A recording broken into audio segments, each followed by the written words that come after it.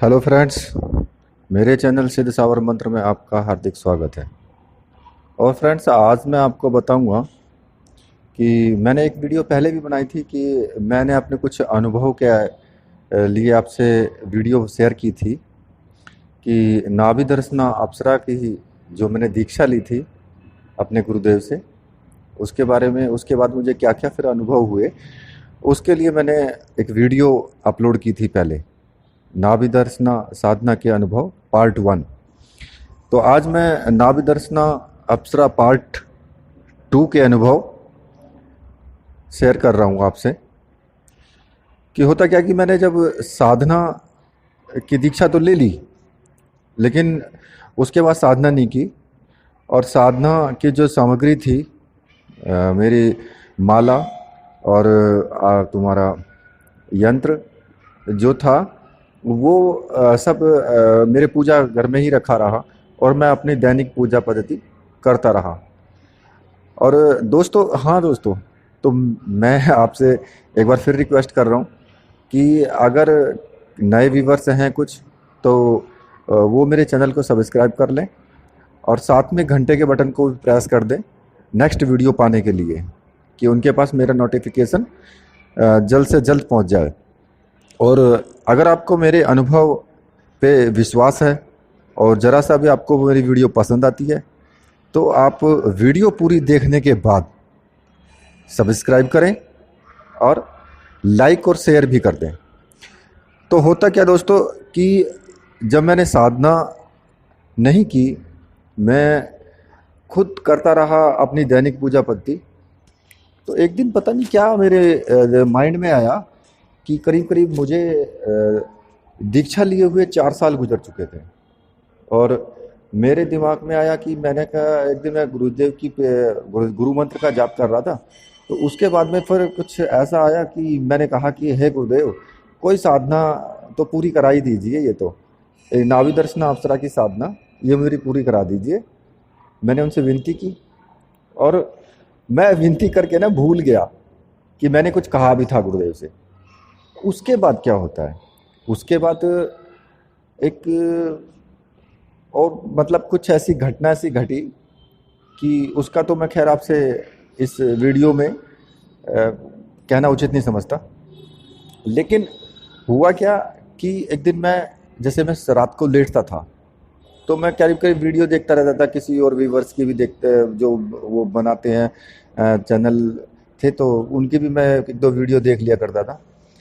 तो जैसे मैं मतलब रात को सोता था, तो मुझे ऐसा लगता था मुझे किसी ने स्पर्श किया है, मतलब कि कहीं पे स्पर्श किया है।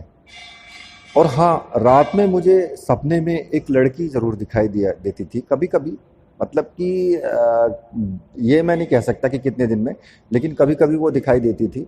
और बहुत सुंदर सी लड़की, 18-20 साल की, वो मुझे दिखाई दिया करती थी। कभी हंसती थी, कभी मतलब गले लिपटती थी, कभी उसका आलिंगन करती थी, मतलब इस तरह की मुझे सपने आया करते थे। तो एक रोज़ क्या होता है मेरे साथ, मैं सोया हुआ था और मुझे सपना दिखना स्टार्ट हुआ। मैंने सपने में देखा कि मैं आकाश में हूँ ऊपर, और एक बहुत ही सुंदर सफ़ेद रंग के वस्त्र थे और पीछे इतना तेज प्रकाश था। और उस सामने से कोई एक मतलब कोई देवी सी है और वो चली आ रही है मेरी तरफ। मैंने पास में मेरे पास आई तो मतलब ऐसा लगा कि पता नहीं कि मतलब ये बहुत सुंदर थी।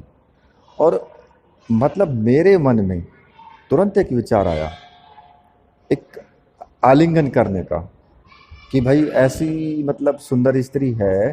तो मैं सब कुछ भूल गया और मेरे मन में विचार आया कि इसको मतलब ये मेरे बाहों में आ जाए।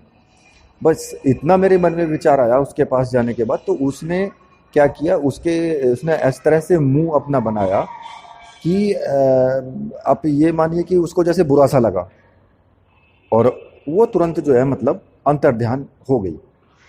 अब मैंने कहा ये तूने क्या कर दिया, मुझे तुरंत अनुभव हुआ कि मैंने क्या कर दिया ये। तो मैंने फिर पूछा कि हे देवी, कम से कम अपना नाम तो बता दो कि मैं आप कौन हो। तो उसने अपना नाम बताया। वो एक आवाज़ सी आई और सीधा सीधा नाम हुआ कि काम पिशाचिनी। अब ये नाम तो उसका लेना था, लेकिन मुझे भय लगने लगा उस वक्त। फिर तो अगले ही पल मैं क्या देखता हूँ कि मैं बिल्कुल नग्न अवस्था में हूँ, और मेरी घरवाली है, जो मेरी पत्नी है, वो भी बिल्कुल नग्न अवस्था में है। तो उसने, मैं लेटा हुआ हूँ, और मतलब कुछ मुझे एक गिलास पिलाया, और उसके बाद फिर क्या होता है कि उसने मुझसे संभोग करना स्टार्ट कर दिया, और ज़बरदस्ती मुझसे संभोग होता रहा, और मुझे फिर दर्द महसूस होने लगा। तो उसका होता क्या कि उसका मुख मुझसे, मेरी मेरी तरफ से पीठ थी, और तो मैं उसका चेहरा कैसे देख पाता, लेकिन जब वो मेरी तरफ देखती तो मेरी घरवाली का चेहरा तो मुझे दिखाई देता, लेकिन मुझे अनुभव हो रहा था कि ये कुछ राक्षसी टाइप है। तो वो सब काम होता रहा, लेकिन मुझे मतलब ऐसा लगा कि अब फिर मुझ पे ना, कहने के ना, शरीर पे बीतने लगती है, तो मुझे बहुत दर्द महसूस होने लगा फिर। तो अब मैं करूँ क्या, कि मुझे छोड़ नहीं पा रहा है, छूट नहीं पा रहा हूँ मैं। तो मैंने फिर गुरुदेव को मन ही मन पुकारा। जैसे ही मैंने गुरुदेव को मन ही मन पुकारा, तो तुरंत मतलब उत्तर की तरफ से ऐसे एक घटाएं सी छाई, और मतलब इस तरीके से हुआ वातावरण कि एकदम से जैसे गुरुदेव आने वाले हैं, और मैं समझ नहीं पा रहा था कि हो क्या रहा है। और लास्ट में क्या हुआ कि वो मुझे छोड़ के ना डर डर एकदम घबरा करके एक साइड हो गई। बोले कि तुमने अपने गुरुदेव को क्यों बुलाया? मैंने कहा मैंने गुरुदेव को नहीं बुलाया, और मैं, गुरुदेव आ गए तो गुरुदेव मुझ पे चिल्लाए, ये क्या कर रहा था तू?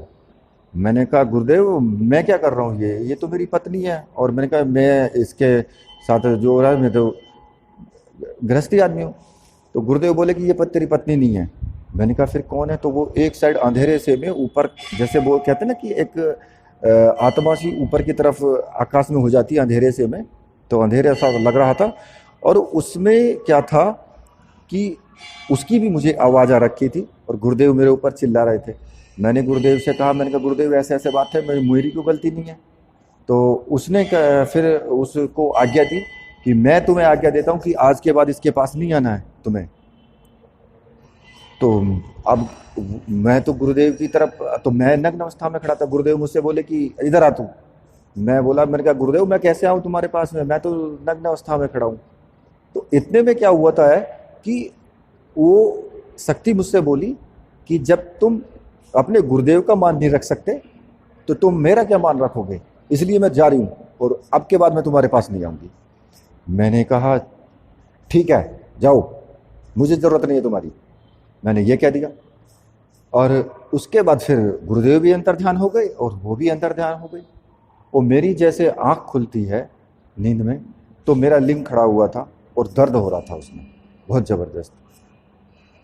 मैंने अपनी मतलब महसूस किया उसको, तो मतलब मुझे बहुत अजीब सा लगा। उसके बाद क्या होता है कि मैंने जैसे अपने गुरुदेव के आश्रम पे जा कर के, और वहाँ पे जैसे कुछ थोड़े बहुत चर्चाएं की, तो उसमें मतलब मेरी यही समझ में आया कि ये गुरुदेव ने आपको उस स्थिति से बचाया है। ये सब गुरुदेव की लीला थी कि गुरुदेव ने आकर के और मुझे उस चीज़ से बचा लिया था। यानी जो चीज़ मुझ पे हावी होना चाह रही थी, उस चीज़ से मुझे उन्होंने बचाया। और स्वयं वो लीला थी कि उन्होंने उनको, मतलब मैं उनके पास नहीं गया, मैंने ऐसे वचन बोले कि मतलब कि गुरुदेव का अपमान हो या कुछ ऐसा हो, तो वो सब उनकी लीला थी, क्योंकि वो जानते थे कि अगर ऐसा नहीं होगा तो फिर ये काम नहीं होगा, ये सिद्ध नहीं होगा जो मैं चाह रहा हूँ। उसके बाद गुरुदेव ने मुझसे, गुरुदेव कभी कभार मुझे बहुत कुछ उन्होंने दिखाया। तो आगे मैं, देखो सारे तो मैं शेयर नहीं कर सकता, कि कुछ पूर्व जन्म की भी बातें हैं, कई कई पूर्व जन्म की बातें हैं जो मैं शेयर नहीं कर सकता उन चीज़ों को। तो लेकिन उन्होंने मुझे बहुत कुछ दिखाया, और मैं उसके लिए गुरुदेव का आभारी हूँ। और मैं सभी मित्रों से, सभी अपने जितने भी व्यूअर्स हैं, मैं उनसे सभी से प्रार्थना करता हूँ कि देखिए, गुरु होना बहुत ज़रूरी है, और गुरु भी वो जो सक्षम हो, जो सिद्ध गुरु हो, चाहे भले ही वो अपना शरीर पूरा कर चुके हों। गुरुदेव की से दीक्षा आपने ले ली है, गुरु मंत्र ले लिया है, भले ही वो आप अपना शरीर पूरा करके चले गए हैं, लेकिन गुरु वही हैं आपके, आप उन्हीं को मानोगे तो वो आपकी सहायता जरूर करेंगे, ऐसा नहीं है। ये अनुभव मेरा बहुत अजीब रहा। उसके बाद जो भी मुझे कुछ आगे अनुभव हुए, मैं उनके लिए एक फिर और आगे आपके लिए वीडियो बनाऊंगा। वही नाभि दर्शन अप्सरा के ऊपर ही मैं तीसरा अनुभव का वीडियो बनाऊंगा, क्योंकि ये मैंने अभी आपको पार्ट 2 बताया है और वीडियो लंबी हो जाएगी तो लगे यार व्यूवर्स भी बोर होने लगते हैं। कई बार ऐसा हो जाता है कि बस अल्ले क्या कहते हैं कि यार ऐसे तो ऐसे ही फेंक रहा है। लेकिन मैं आज भी आपको घंटे की आवाज़ कहीं आ गई होगी वीडियो में, तो मैं मंदिर पे हूँ। और ये मैं सत्यता के साथ कहता हूँ कि जो आप ही अभी मैंने आपको अनुभव बताया है वो बिल्कुल एकदम संपूर्ण सत्य है। पहला भी मैंने बताया वो भी संपूर्ण सत्य है और ये भी संपूर्ण सत्य है। मंदिर पे खड़ा होकर के मैं झूठ नहीं बोल रहा हूँ। नीचे देखिए घंटी की आवाज़ शायद आपको आ भी जाएगी कि यहाँ आज शनिवार का दिन है, तो शनिवार को शनि मंदिर भी है ना यहाँ पे, तो शनिवार को यहाँ पे बहुत पूजा पाठ होती है, तो लोग आते जाते हैं। तो यहाँ पे घंटा वगैरह मतलब वो लोग बजाते रहते हैं। आते हैं तो घंटा सब बजाते ही हैं, तो उसकी आवाज़ शायद हो सकता है आपको, देखो ये आप सुन लेना, देखिए ये आवाज़ आपको आ भी रही है। तो मैं ये कह रहा था कि मैं जो बता रहा हूँ आपको वो बिल्कुल एकदम संपूर्ण सत्य है। और अगर आपको विश्वास है तो प्लीज़ सब्सक्राइब करे बिना नहीं जाइएगा और वीडियो को लाइक को शेयर ज़रूर कीजिएगा। अगर किसी को कुछ कमेंट पूछना है, कोई पूछना है किसी को, तो मुझे कमेंट कर सकता है। मैं अगला वीडियो फिर मैं बनाऊंगा पार्ट 3। तब तक के लिए जय हो वीर बजरंग बली हनुमान जी महाराज की जय। जय हो गुरुदेव की।